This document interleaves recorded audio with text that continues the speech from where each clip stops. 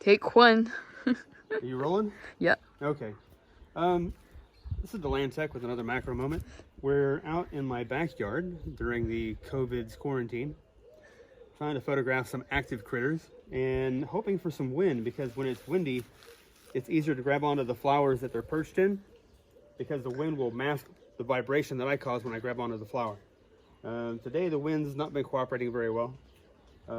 Partly cloudy skies, and it kind of helps when the sun goes behind the clouds, so that when I cast a shadow over the subject, there's not much of a difference between the light and the dark. Less likely that I'm going to spook whatever I'm trying to photograph. Although even when it's sunny, you can cast a shadow over an active subject.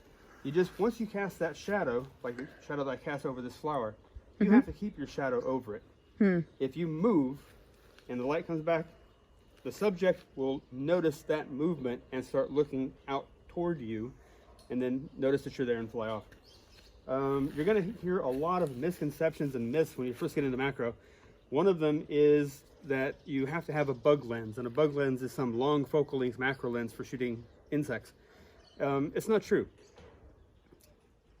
Your knowledge of what you're trying to photograph and its habits and its quirks, and the subject's willingness to let you get close is going to determine whether or not you get a shot, and not the focal length of your lens.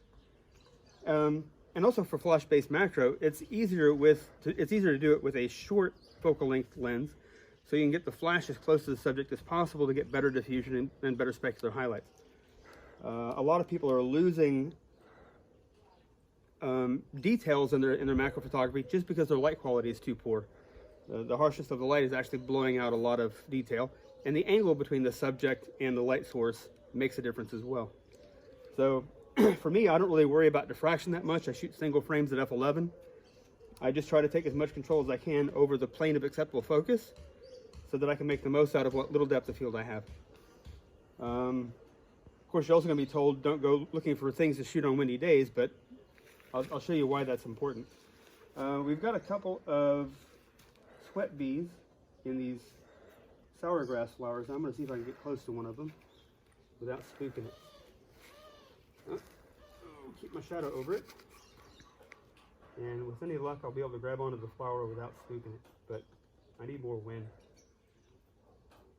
There's a really good chance she's going to take off when I grab the flower. Yep, there she goes.